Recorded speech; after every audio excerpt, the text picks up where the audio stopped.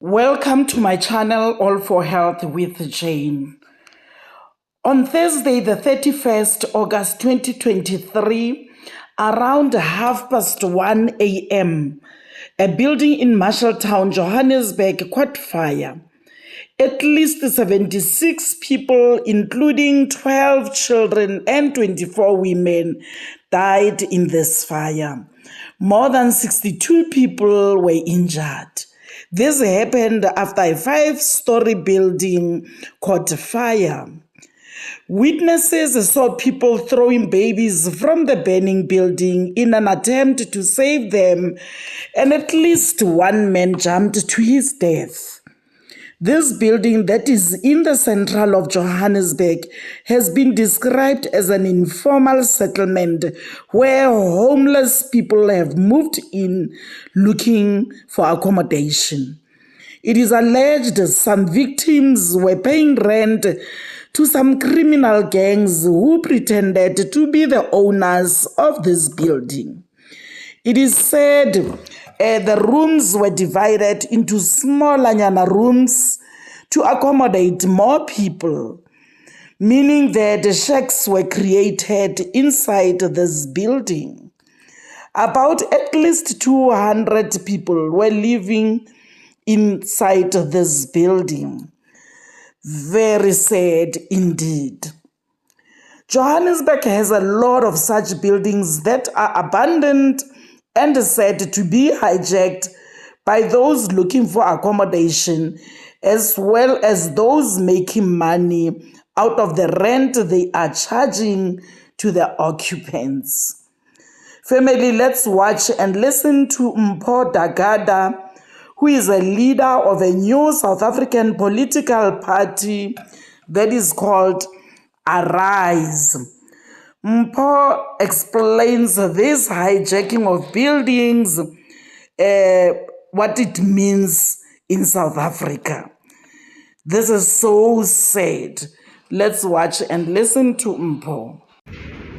I'm very angry about what's going on in the Johannesburg fire situation. Now, for those that don't know, because the media is deliberately misleading people, politicians are always saying things that try and confuse and mislead people. Let me break it down to you so you're... Now, there's over 100 buildings that they claim is hijacked. Let me explain what that actually means in English. What that means is that they sit down, they register NGOs in their children's names, in their relatives' names, and they claim those buildings from the city of Joburg for themselves. So an NGO for gender-based violence, an NGO for Nyaupe children, an NGO, just they register random NGOs, and these NGOs get free buildings from government.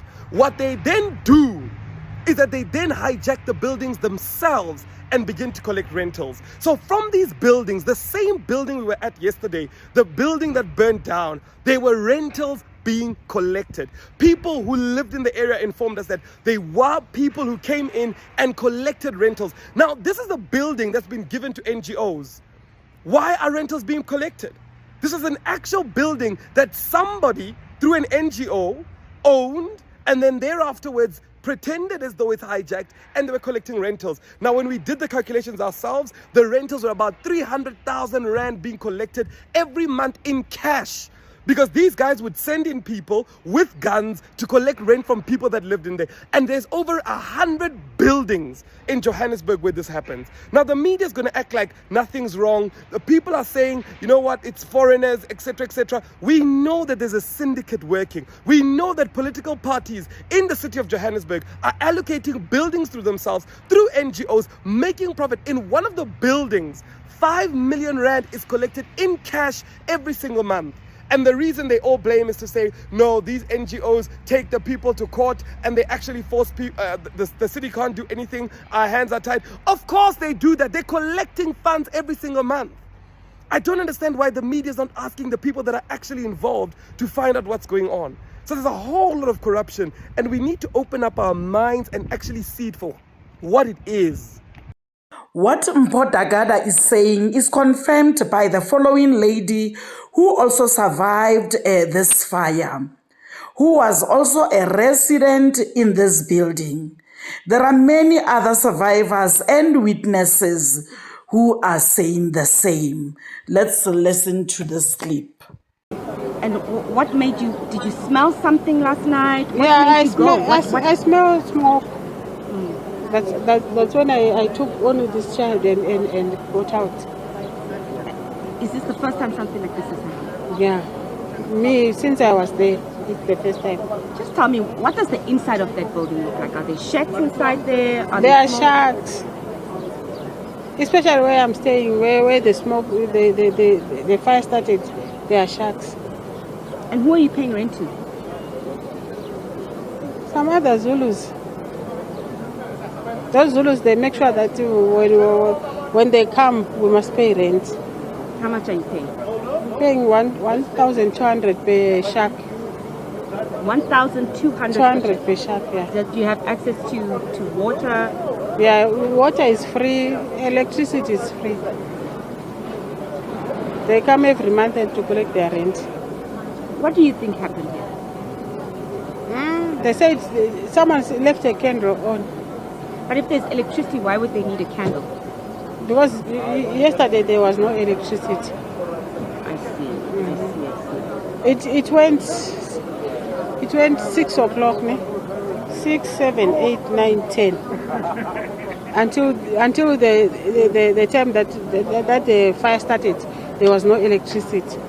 And you've now lost everything. Everything. What help do you need help with? You've lost everything. You do know that authorities are on the ground, officials are on the ground. If you were standing in front of them now and you asked them for help, what assistance would you help them with? I would need everything that someone needs to survive. You know, family, I'm just smiling and laughing as this lady says water and electricity is free in South Africa, especially in Johannesburg. To us Johannesburg residents, this is news because you skip a month not paying, they come for you. Johannesburg Water or Eskom will definitely come for you.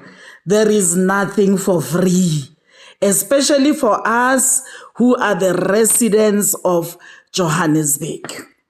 Anyway, let's continue with our story. Family, people have lost their loved ones in this building.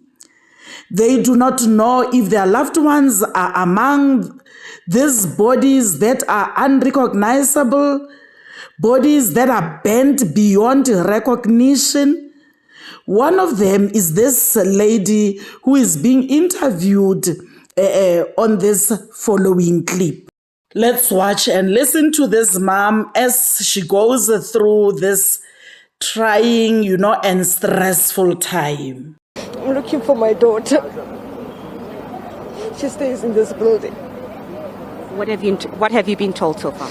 No, I met some of the people that says she was in the building. But then everybody was running for their lives, so they don't know if she's trapped inside or she's been one of the people that are taken away, or I actually don't know. Have you spoken to police? Have you tried to get any information from the police?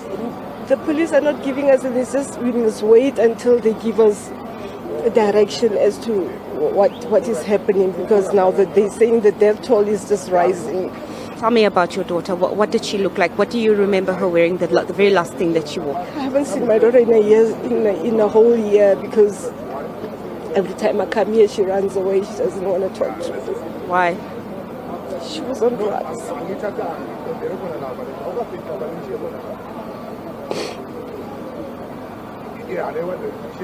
Absolutely heartbreaking.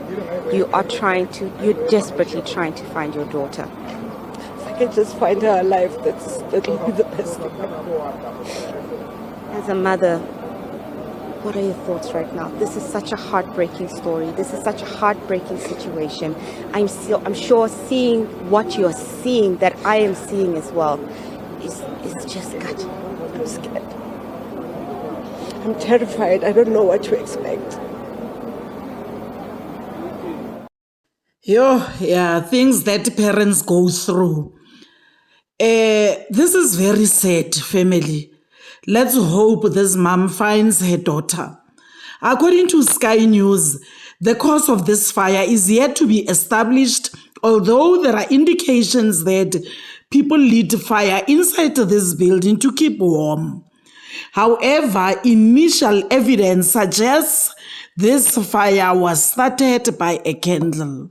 Family, as I'm recording this video, I get a notice from my Twitter. There's another fire in Johannesburg, the place called Beria in South Africa, meaning just a few days away. This other fire was last week on Thursday. Today on Monday, it's another fire in an area close by to the one that caught fire last week. So let's watch this clip before I close this video.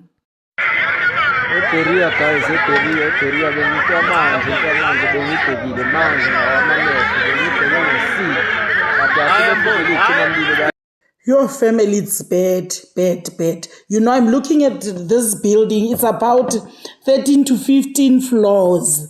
Imagine what's going to happen if the firefighters do not arrive on time. Another tragedy for South Africa. Family, let's pray for this. This is not funny. This is not a joke. You know, this is very serious. I believe the government has to do something about this. Family, in the comment section, let's talk about this. Give me your opinion. What are you saying about this? How can the government solve this problem that South Africa is faced with? You know, most people are not working. People do not have accommodation. You know, it's just bad. It's so bad. So let's talk in the comment section. And thank you very much for watching this video to the end. Please do not forget to like it and subscribe for my channel if you haven't done so yet. Thank you, family. Bye. See you on my next upload.